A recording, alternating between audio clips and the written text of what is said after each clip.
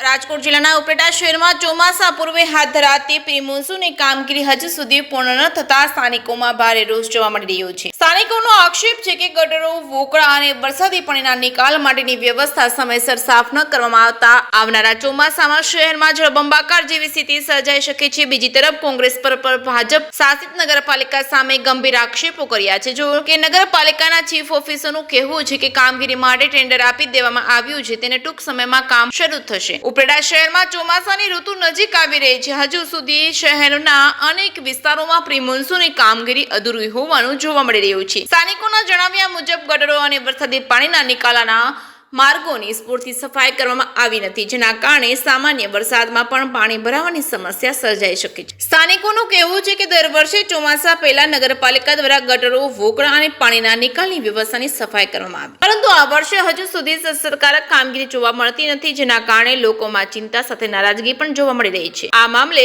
કોંગ્રેસે પણ ભાજપ શાસિત નગરપાલિકા સામે આક્ષેપો કર્યા છે। કોંગ્રેસના આગેવાનોનું કહેવું છે કે ચોમાસા પહેલા જે કામગીરી પૂર્ણ થઈ જવી જોઈએ તે હજુ સુધી પણ થઈ નથી, જેના કારણે વરસાદી સિઝનમાં શહેરના લોકોને મુશ્કેલીનો સામનો કરવો પડી શકે છે। બીજી તરફ આક્ષેપો અંગે ઉપલેટા નગરપાલિકાના ચીફ ઓફિસરે જણાવ્યું હતું કે શહેરમાં રસ્તાઓ પર પડેલા ખાડાઓ પૂરવાની કામગીરી ચાલુ છે। ઉપરાંત પ્રી મોન્સૂનની કામગીરી માટે ખાનગી એજન્સીને ટેન્ડર પણ ફાળવી દેવામાં આવ્યું છે। આગામી દિવસોમાં કામગીરી શરૂ કરવામાં આવશે। હાલ સ્થાનિકો અને વિપક્ષ દ્વારા પ્રી મોન્સૂનની કામગીરીના વિલંબના આક્ષેપો પણ કરવામાં આવી રહ્યા છે। હવે નગરપાલિકા ચોમાસા પહેલા કેટલી ઝડપથી કામગીરી પૂર્ણ કરે છે અને લોકોને વરસાદી પાણી ભરાવાની સમસ્યામાંથી કેટલી રાહત મળે છે તે હવે જોવાનું રહ્યું છે। કે સિંગલ સાથે અર્શી આહિર, ઉપલેટા।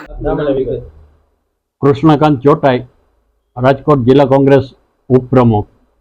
ઉપલેટામાં હાલમાં વરસાદી વાતાવરણ ધીમે ધીમે જામતું જાય છે, ત્યારે જે વરસાદી પહેલાં પ્રી મોન્સૂનની કામગીરી કરવાની હોય છે એ કામગીરી બિલકુલ નગરપાલિકા દ્વારા કરવામાં આવેલ નથી। ફક્ત કાગળ ઉપર જ આ કામગીરી દેખાઈ રહી છે। ગ્રાન્ટો પણ આવી ગઈ છે, પ્રી મોન્સૂનની જે દર વર્ષે ગ્રાન્ટો આવે છે એ ગ્રાન્ટો પણ આવી ગઈ છે। એટલું જ નહીં, પણ જે ટેબલ વર્ક કરી અને આ ગ્રાન્ટને ભ્રષ્ટાચારના રૂપમાં પોતાના ખીચામાં કઈ રીતે આવી જાય એ માટેના પ્લાનિંગ થઈ રહ્યા છે।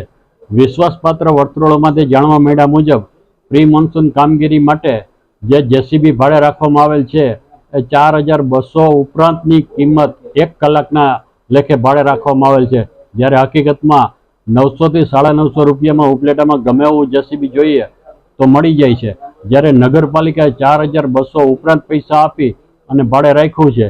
આ તો 3000 રૂપિયા તો ખાલી ભાડામાં જ ફેરફાર છે, બાકી ખોટા કલાકો ચડાવી અને આખી નગરપાલિકાની જે ગ્રાન્ટ છે એ ચાઉં કરી જવાના પ્રયત્નો કરે છે। એની સામે પગલાં લેવા આવવા જોઈએ। ઉપલેટાની આજુબાજુથી 3 નદીઓ પસાર થાય છે, એને કારણે વોકળા અને બીજી નાના વોકળા ઉપલેટામાં વધારે પ્રમાણમાં છે અને આ વોકળામાં અસંખ્ય ગંદકી છે અને એમાં કચરો છે, એને તાત્કાલિક સાફ કરવી જરૂરી છે, પણ નગરપાલિકા આ બાબતે કોઈ ધ્યાન દેતી નથી। ઉપલેટા નગરપાલિકા દ્વારા જે વરસાદની સિઝન ચાલુ થવાની છે એ પૂર્વે અંડરગ્રાઉન્ડ ડ્રેનેજના જે જગ્યાએ કામગીરી થાય છે ત્યાં જ્યાં રસ્તા ખોદાયેલા છે ત્યાં અત્યારે યુદ્ધના ધોરણે આપણે પેચવર્ક કરવાની સૂચના આપવામાં આવેલ છે। આ ઉપરાંત જે વિસ્તારમાં પેચવર્કની કામગીરી બાકી છે એવા પેચવર્કમાંથી રજૂઆત આવે છે તો એ અંગેની જાણ કરેલી કચેરી દ્વારા જીવડીસીને કરી અને આ તમામ વિસ્તારોમાં પેચવર્ક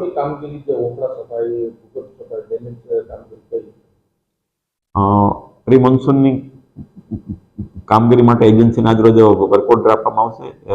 ત્યારબાદ એજન્સી દ્વારા ઉપલેટા શહેરના જે વિવિધ વોકળા છે એની સાફ સફાઈ કરવામાં આવશે। આ ઉપરાંત સ્ટોર્મ વોટર ડ્રેનેજમાં જ્યાં જ્યાં કચરો હશે ભરાયેલો ત્યાં પણ એને સાફ કરવાની કામગીરી કરવામાં આવે છે। કોંગ્રેસ એવો આક્ષેપ કરી રહી છે કે ટેન્ડર અપાઈ ગયું છે અને ઊંચા ભાવે ટેન્ડર આપી દેવામાં આવ્યું છે, શું કહેશો એમાં ભ્રષ્ટાચાર? ના, એવું છે નહીં। ટેન્ડર જે છે નિયમો અનુસારની પ્રક્રિયા પૂર્ણ કરી અને ત્યારબાદ એજન્સીને વર્ક ઓર્ડર આપવામાં આવેલ છે। એટલે આજે ટેન્ડર ભરવામાં આવ્યું ઓનલાઈન પ્રક્રિયાથી, એમાં કેટલીક એજન્સીઓએ ભાગ લીધો હતો?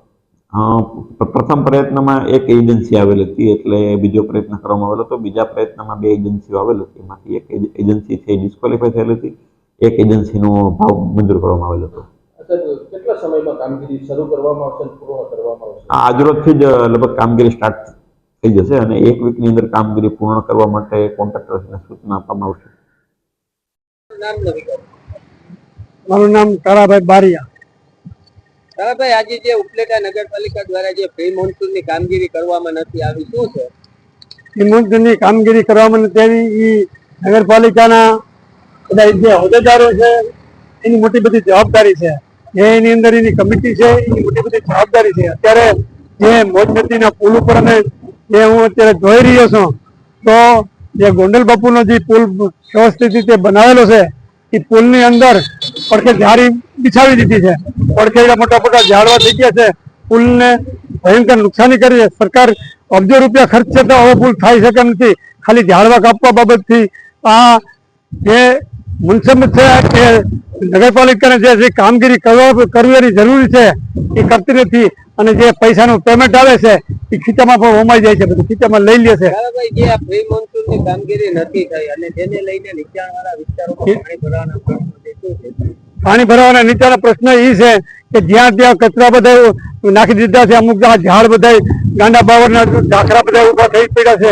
સફાઈ પૂરી થતી નથી અને એ હિસાબે પાણી ભરાય છે અને જે નબળા પાત્રમાં જે વર્ગના જે માણસો છે એનું ઘર નીચાણમાં હોય તો એના ઘરની અંદર આજે વરસાદને હવે તૈયારીમાં છે. વરસાદ થાય તો આના ઘરની બધી બરબાદી થાય. એટલે માટે અમે જે આ લોકોને જે કામગીરી કરવાની છે એ વહેલી તકે જે કામગીરી કરે અને આ બધી સફાઈ વ્યવસ્થિત રીતે થાય એ બાબતનું મારું મોટું જો નહીં થાય તો એના માટે અમે આગળ વધવા માટે પણ અમારી તૈયારી છે.